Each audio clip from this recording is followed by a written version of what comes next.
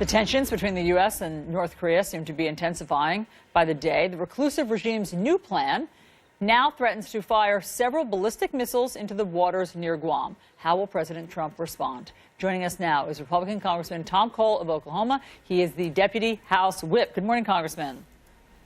Morning, Allison. Do you have a sense of what President Trump would do if North Korea makes good on its plan that it has now put out in paper to fire these intermediate ballistic missiles into the waters off of Guam?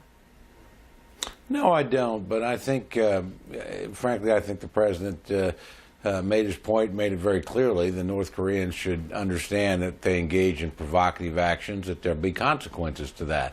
I don't think it would do him any good or anybody else to speculate what that might be.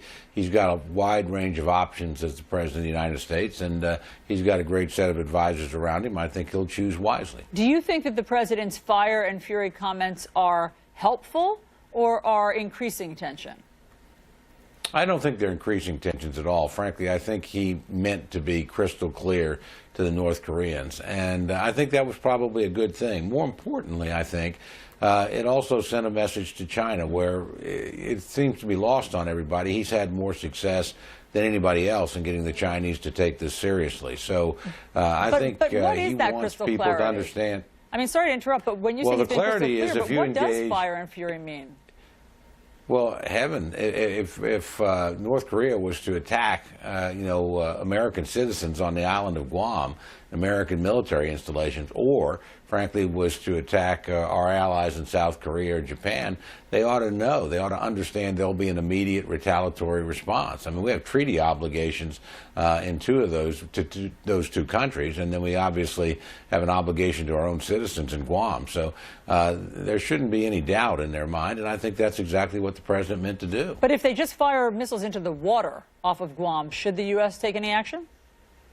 Well, again, I'll leave that to the president and his advisors, but I think I would make clear in some way, fashion, or form that that's not acceptable.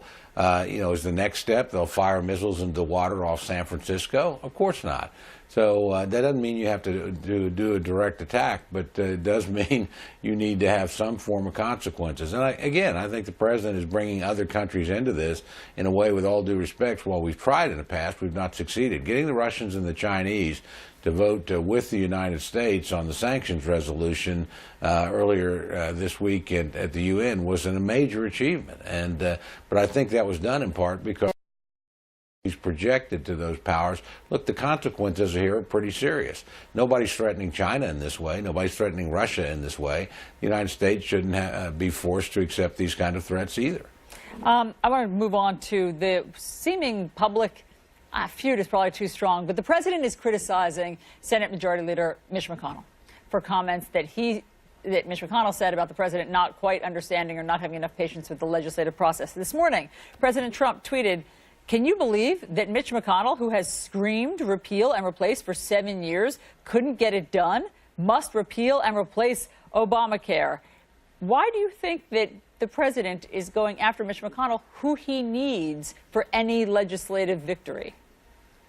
Well, it's probably a pretty silly thing for a congressman to get in a dispute between the president and the majority leader in the United States Senate. So I certainly wouldn't take sides in something like that. But I will say this. I really do believe this was a congressional failure. This was not a presidential failure. And Republicans of all stripes need to look in the mirror and recognize that. Look, we made this commitment for 7 years. We got it through the House. I'm proud that we did. It was a struggle. I'm really disappointed, and I'm sorry that my friends in the Senate weren't able to be more successful. But this belongs at the feet of the Republicans in Congress. It does not belong at the feet of the President of the United States. Could he have done more? Sure. If there are things I would recommend he would do, of course. But at the end of the day, we should have been able to have a bill that could pass both houses and go to his desk. And we know he would have signed anything that we could have put there. I understand that you don't want to wade into this public spat between Mitch McConnell and the president, but don't they need each other? They absolutely do. Frankly, all Republicans need one another. It's not like we're going to get any help on the other side on something like this. And so you've got to have a high degree of cohesion within your conference. We were able to achieve that in the House. Sadly, they weren't able to achieve that in the Senate. And you need a president with all the influence a president has and the megaphone that's available to any president of the United States out there making the argument to the American people. So we've got to do a much better job in coordinating. And it's one of your previous commentators said, September is a very big month for us. We've got to get a budget.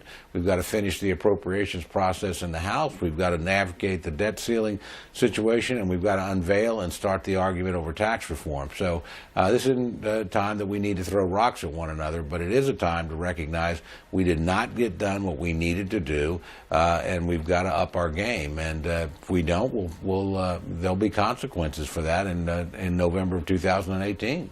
Rest up. September is coming. Congressman Tom Cole, thanks so much for being on New Day. Thank you, Allison. Chris. And you know what? Look, it's a little bit of a joke.